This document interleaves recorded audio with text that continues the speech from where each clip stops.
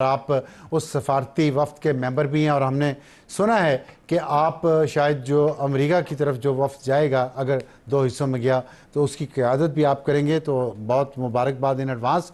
मैं आपसे इस आपकी जो डिप्लोमेटिक एफर्ट्स हैं उससे पहले मैं एक बात आपसे इस पे करना चाहता हूँ जो इशू आज है, और इस पे हम कुछ अपने नाज़रीन को बताना भी चाह रहे हैं कि जो दफाई बजट में इंडिया ने इजाफा कर दिया ऑलरेडी, और अब पाकिस्तान को भी ज़ाहिर करना पड़ेगा, और उस पर एक सवाल खड़ा हुआ है कि शायद तरक्याती बजट में कमी की जाएगी। लेकिन हमने जो हमारे हुकूमती ज़राए ने हमें कुछ चीज़ें बताई हैं उसके मुताबिक जो 2025-26 जो आने वाला साल है उसमें वफाकी तरक्याती अखराजात के लिए बजट का तखमीना तकरीबन 1000 अरब रुपये लगाया गया है, जो पिछले माली साल के अंदाजे से खर्च से ज़्यादा है।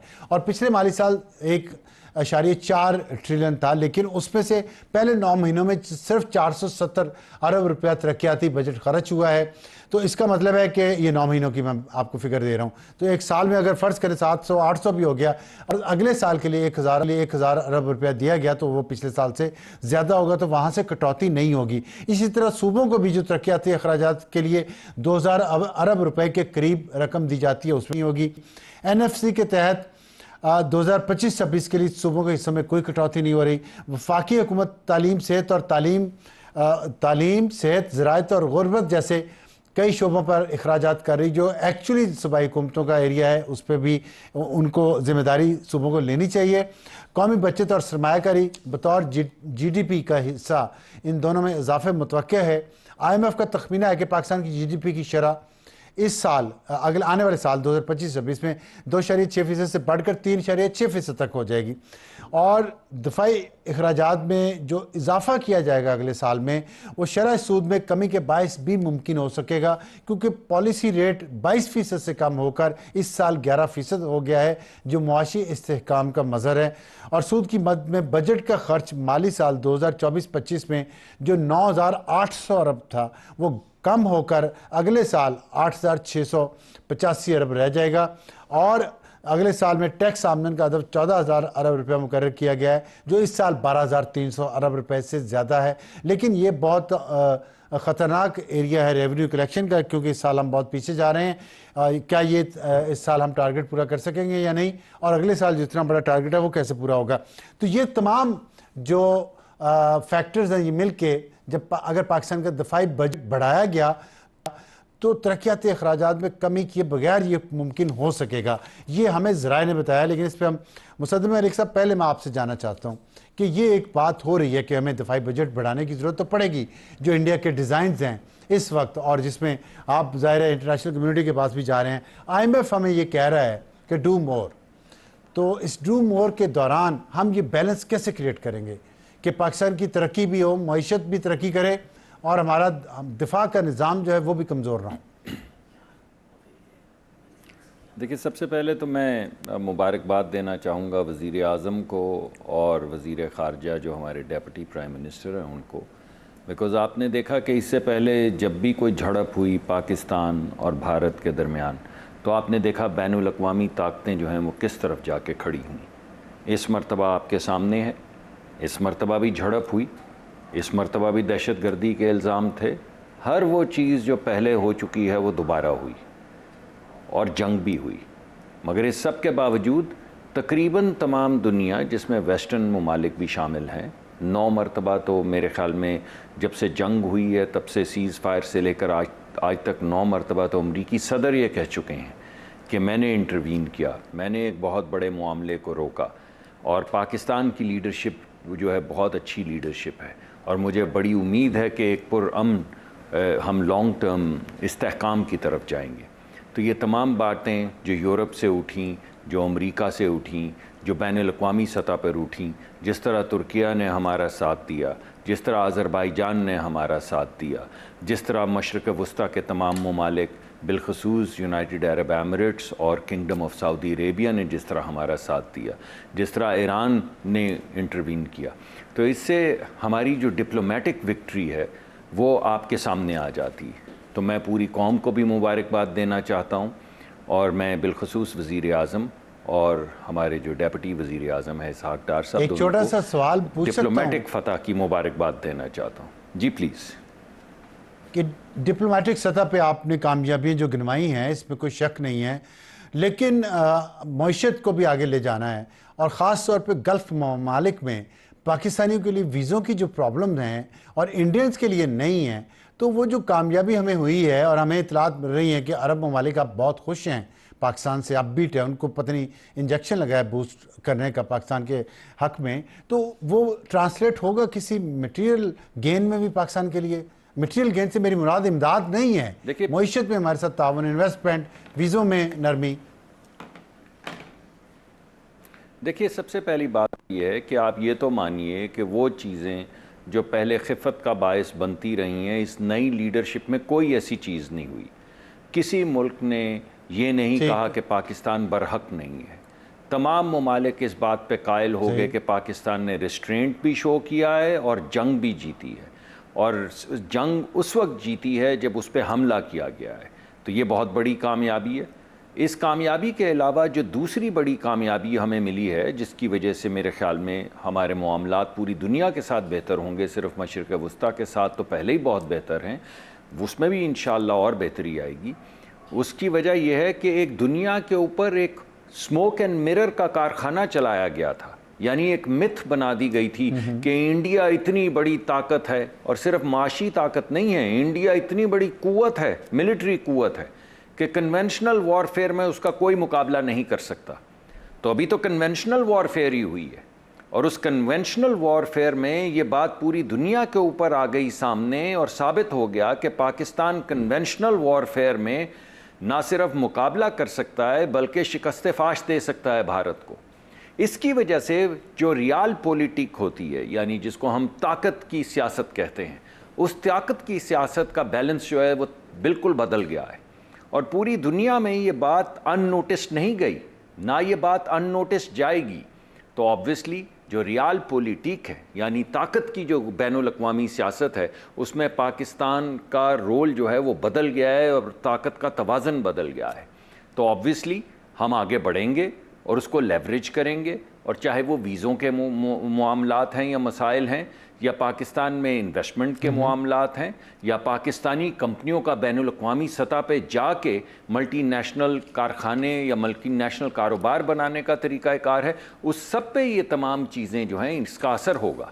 तो इंशाअल्लाह जैसा कि आप कह रहे हैं, आप आने वाले वक्त में देखेंगे कि अभी तो हमने डिप्लोमेटिक और मिलिट्री सबकत हासिल की है, लेकिन अब इसको हम ट्रांसलेट करेंगे इकोनॉमिक ग्रोथ में और इकोनॉमिक सबकत में इवेंचुअली। और जैसे लोग आज से साल भर 2 साल पहले नहीं मानते थे कि पाकिस्तान बड़ी ताकत है, आज भी आपको ऐसे लोग मिलेंगे जो नहीं मानेंगे कि पाकिस्तान मईशत में भी इसी तरह ज़ेर कर सकता है। लेकिन मैं समझता हूँ कि इस जंग में फ़तह के बाद हमारा जो कॉन्फिडेंस था वो एक नई सतह पे आ गया है, और इंशाल्लाह हमारे बच्चे बच्चियाँ जो कॉलेजों स्कूलों से निकल रहे हैं, आपने अभी देखा, मैं माफ़ी चाहता हूँ बात लंबी हो गई, आपने सवाल एक इमोशनल सा पूछ दिया, आप जब मर्ज़ी मुझे काट दीजिएगा जैसे आपकी ख्वाहिश। नहीं, लेकिन आप ये सोचिए कि पूरी दुनिया की टेक्नोलॉजी भारत चलाता है। यानी जिस वक्त आप सॉफ्टवेयर इंजीनियरिंग की बात करते हैं तो भारत का नाम आता है, जब आप IT की बात करते हैं तो भारत का नाम आता है। लेकिन इस वक्त जब सैटेलाइट जैम हुई तो वो भारत की हुई, पाकिस्तान की नहीं हुई। इस वक्त जब रडार बस्ट हुए तो भारत के हुए, पाकिस्तान के नहीं हुए। इस वक्त जब S-400 जो है वो पैरालाइज हुआ तो भारत का हुआ, हमारा नहीं हुआ।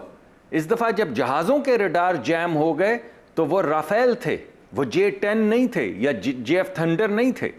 तो उससे पाकिस्तान की टेक्नोलॉजिकल महारत जो है वो आपके सामने आ गई है। अब ये टेक्नोलॉजिकल महारत जो जंगी मैदान में हमने शो की है, आपके ख्याल में ये कमर्शियल मैदान में या कारोबार के मैदान में ट्रांसलेट नहीं हो पाएगी?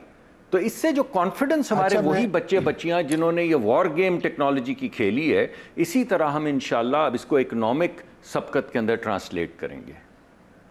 देखिए, आपने बड़ा अच्छा एक पॉइंट रेज किया है। हमारी डिस्कशन कुछ और थी, कहीं और जा रही है, लेकिन उस पर आते हैं। आपने बड़ा अच्छा पॉइंट रेज किया, मैं एग्री करता हूँ, आप जज्बाती हुए हैं, लेकिन मैं गैर जज्बाती सवाल पूछना चाहता हूँ कि मिलिटरीली तो हमने प्रूव कर दी अपनी स्ट्रेंथ और टेक्नोलॉजिकल सुपरमेसी कह लें आप, इंटेलिजेंस कह लें, और आर्टिफिशियल इंटेलिजेंस को जिस तरह हमने उसका कॉम्बो किया है इलेक्ट्रॉनिक वॉरफेयर के साथ और हमारे यंगस्टर्स ने किया, मैं उनमें से कुछ से मिल चुका हूँ उस कंट्रोल रूम में जाके भी, तो वाकई हार्टनिंग है और हार्ट वार्मिंग है ये।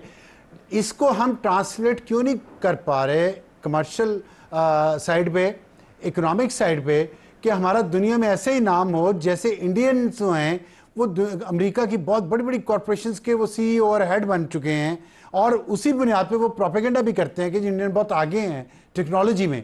लेकिन हमने मिलिट्री लेवल पे तो उनको शिकस्त दे दी, इकोनॉमिक और कमर्शियल उस पर कब हम इस पोजीशन में आएंगे? क्यों नहीं हम इसको ट्रांसलेट कर पा रहे इकोनॉमिकली? देखिए, बात यह है कि आज से 3 साल पहले कोई दुनिया का मुल्क था या कोई फ़र्द था वो ये जिसके गुमान में ये बात थी कि पाकिस्तान टेक्नोलॉजिकली शिकस्त दे देगा भारत को? बिल्कुल नहीं था। लेकिन जब हम मैदान में पहुंचे तो हमने अपनी सबकत शो कर दी। अब बात यह है कि वो पायलट टेस्ट हो चुका है। हम कोई थ्योरेटिकल बात नहीं कर रहे, हम ये बात नहीं कर रहे कि किसी आने वाले वक्त में हमें सबकत होगी टेक्नोलॉजी में, ये नहीं कह रहे। हम ये कह रहे हैं कि हमने सबकत आपके सामने साबित कर दी है, चाहे वो कमर्शियल सिक्योरिटी के अवामिल से हो, कमर्शियल। तो अब जब इसको ट्रांसलेट इस पायलट को, जिसमें आप सबूत और शवाहिद दुनिया के सामने पेश कर चुके हैं, तो अब कितना मुश्किल होगा अगर हम जाके कहते हैं कि साइबर सिक्योरिटी में आप हमारी कंपनियों के साथ काम करें। यानी जिस कंपनी ने इस मरतबा हमारी साइबर सिक्योरिटी की है और भारत की ब्रीच की है, अगर वो बैनुल अक़वामी सतह पे जाके कहती है कि हम आपकी साइबर सिक्योरिटी करते हैं, तो आपके ख्याल में हमें कमर्शियल अपॉर्चुनिटी नहीं मिलेगी? बिल्कुल मिलेगी जी। ठीक है। और ऐसे बेशुमार आइडिया हैं। इंटीग्रेशन ऑफ टेक्नोलॉजी जो हुई है सैटेलाइट्स के अंदर जरिए, जो हमने अपनी टेक्नोलॉजी डिप्लॉय की है, इंशाल्लाह अगले फेज में ये तमाम टेक्नोलॉजीज जो हमने दुनिया पे विजिबल की हैं, एक इनकी कमर्शियल एप्लीकेशन करेंगे, दो जो हमने इस वक्त सबकत हासिल की है इस पे हम बस यही नहीं रुकेंगे, अब इंशाल्लाह हम बढ़ते चले जाएंगे। और जिस तरह डार्पा नेट ने एक पूरा रेवोल्यूशन, यानी डार्पा नेट पहला इंटरनेट है जो फौजी इंटरनेट था अमेरिका का, जिसके नतीजे में इंटरनेट वजूद में आया। तो जिस तरह डार्पा नेट से इंटरनेट निकला, उसी तरह इंशाल्लाह इन टेक्नोलॉजीज से हम पाकिस्तान में भी और बैनुल अक़वामी सतह पे नई टेक्नोलॉजीज को कमर्शलाइज करेंगे। चलें, अल्लाह करे आप जो कह रहे हैं ऐसे ही हो और जल्द हो और हम देखें। ये बताइएगा कि शशि थरूर गए हैं इंडियन वफ्द को, वो भी एक को क़यादत कर रहे हैं, और वो जाके बात करें 9/11 की और उसमें पाकिस्तान की इन्वॉल्वमेंट की। उसामा बिन लादेन यहाँ से पकड़ा गया, और एक हमारा वफ्द भी जाना है, बल्कि 2 जाने जो मुझे पता चला है। एक को बिलावल भुट्टो हेड करेंगे, दूसरे को शायद आप करेंगे हेड। तो मैं आपको एक तो शशि थरूर का मैंने बताया, एक और है आज़ाद इंडियन सियासतदान। ये हकीकत से नज़रें चुरा रही है इंडिया। वो कह रहे हैं हमें तो सबूत देने की ज़रूरत ही नहीं है, रोज़ाना अटैक होते हैं वहाँ पे तो इंडिया में। तो अब हम इस तरह के आर्गूमेंट्स की क्या जवाब देंगे हम जब हम जाएंगे तो, और कब जाएंगे? देखिए, इनकी तो आप जी देखिए, पहली बात तो ये कि तो वज़ीर आज़म फ़ैसला करेंगे कि एक वफ़द जाता है या 2 वफ़द जाते हैं। जैसे वज़ीर आज़म फ़ैसला करेंगे उसके मुताबिक हम चलेंगे। लेकिन दूसरी जो अहम बात है वो ये है कि आप ज़रा इनकी बात को दोबारा चलाइएगा मेरी बात के बाद। तो जो आप सवाल पूछ रहे हैं उसका जवाब तो उनकी स्टेटमेंट में ही है। यानी दुनिया के अंदर एक नई डॉक्ट्रिन सामने आ रही है, जिसको आप कहते हैं डिफेंसिव ऑफेंसिव, जिसको आप कहते हैं प्रीएम्प्टिव स्ट्राइक। यानी आप क्या कह रहे हैं, और यही पैगाम हम लेकर जाएंगे कि सुनिए इनकी बात। ये क्या कह रहे हैं? ये कह रहे हैं कि अगर मुझे शक पड़े कि आने वाले वक्त में कभी भी आप हम पे हमला कर सकते हैं, तो बगैर किसी सबूत के मैं आप पे हमला कर दूंगा। वो और क्या कह रहे हैं? वो कह रहे हैं कि अगर मुझे शक हो कि मेरी सरजमीन पे मेरी ऑपरेशन की वजह से जो मैं अपनी माइनॉरिटीज़ की कर रहा हूँ, कोई आवाज़ उठे, कोई दहशतगर्दी का वाक़या हो, कोई अफसोसनाक वाक़या हो, और मुझे सिर्फ शक हो कि इसका ताल्लुक़ किसी और मुल्क से है, तो मैं उस पर हमला कर सकता हूँ। अब इसका मतलब क्या? ये तो बड़ा डेंजरस प्रेसिडेंट है ना, जैसे कि हमारे यहाँ बच्चों की बस पे हमला हुआ, हम उन पे हमला कर दें। जाफर एक्सप्रेस पे हमला हुआ, हम उन पे हमला कर दें, तो पूरी दुनिया तो बिल्कुल एक गैर अमन की जगह बन जाएगी। ये तो जंगी माहौल बन जाएगा। यही हमारा मुकदमा है कि जो काम इजराइल कर रहा है कि प्रीएम्प्टिव स्ट्राइक्स करो, क्या पूरी दुनिया में अब यही डॉक्ट्रिन होगी? क्या किसी भी मुल्क को अगर किसी और मुल्क के ऊपर कोई शक पड़ेगा तो बगैर किसी सबूत के वो उस पर हमला कर देगा? क्या ये दुनिया अब डॉग ईट डॉग की दुनिया बन जाएगी? क्या दुनिया में जीत जो है वो फास्टेस्ट गन की होगी? और अगर फास्टेस्ट गन की जीत होगी तो ये तो हमने साबित कर दिया कि we are a fast gun. तो हम इस फास्ट गन के प्रूफ के बावजूद कह रहे हैं कि ये दुनिया के लिए अच्छा नहीं है, ये हमारे खित्ते के लिए भी अच्छा नहीं है, ये हमारे बच्चों के लिए अच्छा नहीं है, हमारे दुश्मन के बच्चों के लिए अच्छा नहीं है।